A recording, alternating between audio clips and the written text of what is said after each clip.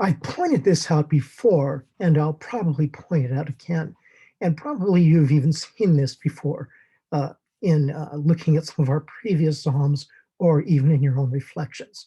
One of the reasons the Psalms are so incredibly rich is because not only do they express prayers and petitions, but praises and personal testimonies and reflections upon Israel's history, as well as anticipations toward the future. And in addition, they also instruct.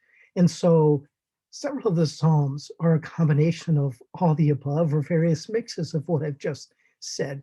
And in my own observations, it's difficult to categorize so many of them as either petitions or praises or laments or instructions because so many of their thoughts cross into each other.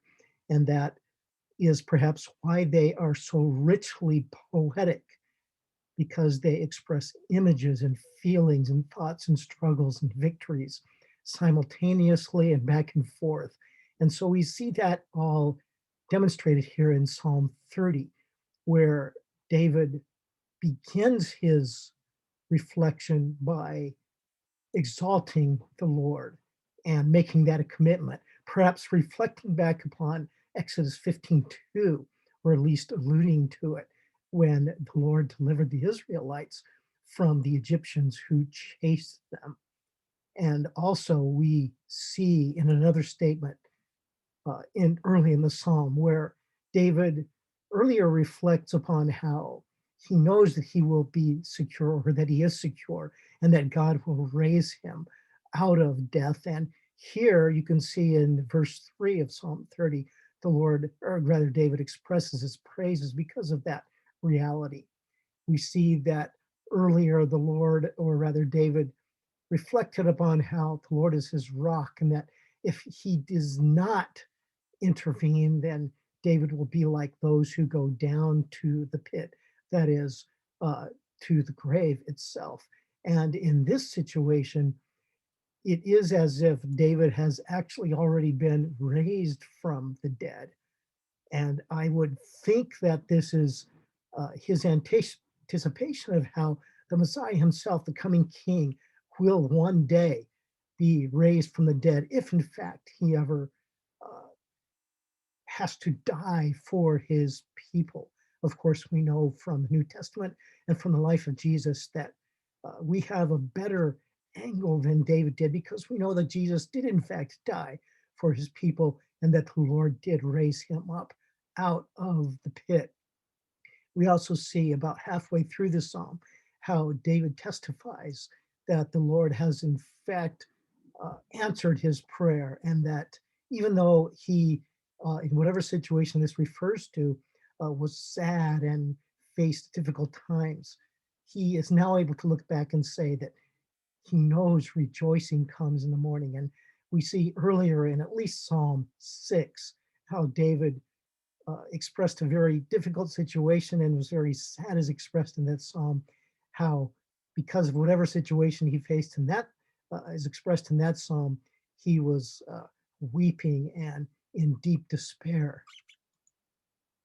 Another aspect of this psalm that shows it is in fact pointing towards the future, towards the Messiah to come, is how it refers to the royal mountain, that is Psalm 2:6, or at least alluding back to Psalm 2:6, where God says, I will install my king on Zion, my holy mountain. So, in one sense, this psalm is reflecting about how, even though David uh, had to stand and defend himself against his enemies, and even though his enemies came against him, it was as if they were threatening the installation of his position, as if the Messiah himself would be threatened. But we know that this psalm testifies to the Lord's victory, that his promise in Psalm 2:6 indeed stands and will not be reversed. And what a remarkable conclusion. For the psalm ends, as you can see here, with a statement of David's testimony. And this is what I was speaking of earlier, how so many of these Psalms go back and forth between petition, praise, instruction, and testimony. And here David is speaking to the people as well as speaking to the Lord himself.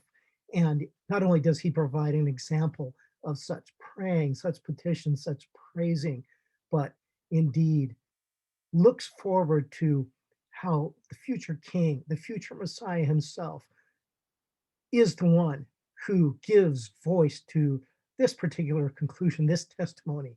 And we know from our own angle, which David did not have, that Jesus Christ himself is the one who was able to turn his wailing into dancing, who was able to sing praises to the Lord because he overcame death itself and stood for us who now put our hope in him only because the Messiah King that David looked forward to was able to voice this kind of a prayer, this kind of petition, this kind of praise.